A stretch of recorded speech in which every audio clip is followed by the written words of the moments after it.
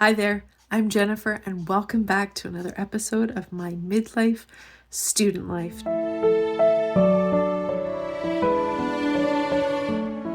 Today, we are celebrating rest and relaxation and self-care. We're also looking at the year past because today is the last video for 2024, as well as doing a little bit of New Year's goal setting for 2025.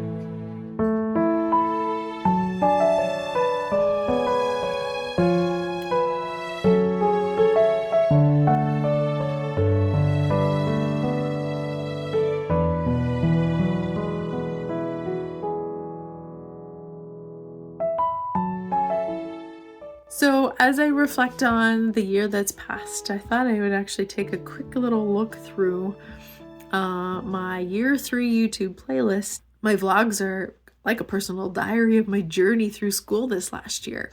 One of the reflections I see are I had a number of highs and lows. The highs included doing things like going to a cadaver lab for the first time this past summer, which was amazing, having some of the most successful clinic lab experiences. But I also had some lows, and you'll see that back in April, spring, just after year 3 final exams, I entered major burnout, and a number of my classmates I know did as well. Perhaps not taking enough time for ourselves, putting too much pressure on ourselves, and a number of details with regards to the scheduling and how the whole testing scenario unfolded just culminated in a whole month of not wanting to do anything and having a real hard time getting back into things. But I'm excited because I didn't have that this past fall, and I've made a few changes, and I'm planning on not doing that again. So as I look forward to 2025, I did same thing that anybody would do, a Google search to see what AI said for some of the suggestions. For 2025, student goals include: number 1, prioritize my mental health. This is not new for me. This is something I would say ever since I did the burnout experience last spring, and I knew I didn't want to go back into that hole again. I've created myself some specific things that help me to stay away from venturing down that experience, helping me process my emotions as I go through this program. When I'm feeling challenged or feel like I have imposter syndrome, I don't know what I'm doing, or I feel like I'm not worthy enough to be here, or I sometimes compare myself to other people, and all of that can just send me into a thought life that turns into an emotional experience, which then behavioral stuff gets reinforced, and it's a whole thing. It's just a messy dark hole that I choose not to go back down into. Prioritizing mental health is just one of those things. You need to do it to avoid burnout and just to stay healthy, and also to be an effective and efficient practitioner. Number 2, study better, more effectively, more efficiently. I've watched a bunch of videos on how to do studying. There are so many different ways. You know what you need to do in year 1? Get yourself figured out, or actually ideally do it before you start the program. It's taken me a little bit of time, but I have now finally honed all of the tools, if you will, that I need to study really well. What works for me.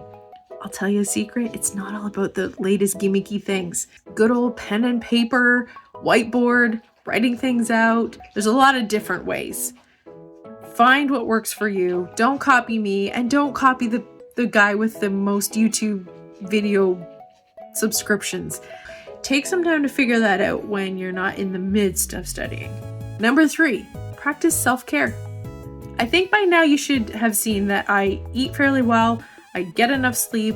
It's just getting outside, going for walks, and being in nature. So whatever works for you. Self-care. Maintain good personal hygiene, people. These are important things. Number 4, goals for the new year include shadowing. You could also do some volunteer type work, I guess, but shadowing or attending workshops, seminars. Our school has exchange days. Shadowing is something that is encouraged in year 4 at this point, as I'm also looking to talk with graduates to see how their clinic is set up. I want to spend time doing that as well. And I want to set aside time for specifically shadowing grads and getting more information as I prepare to venture the world myself. Number 5, seek mentorship. So even in year 4, I'm still looking for people to, someone that is smarter than me. I do that within my class, so I love to connect with classmates.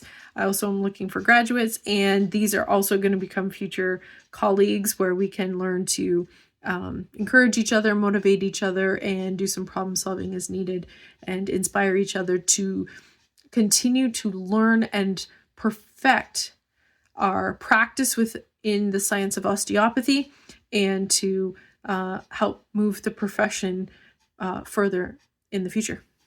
And number 6, this was Google who wrote this down. Number 6 is prepare for exams and tests. Okay, I know that seems kind of obvious. Making sure that you're prepared for the examinations.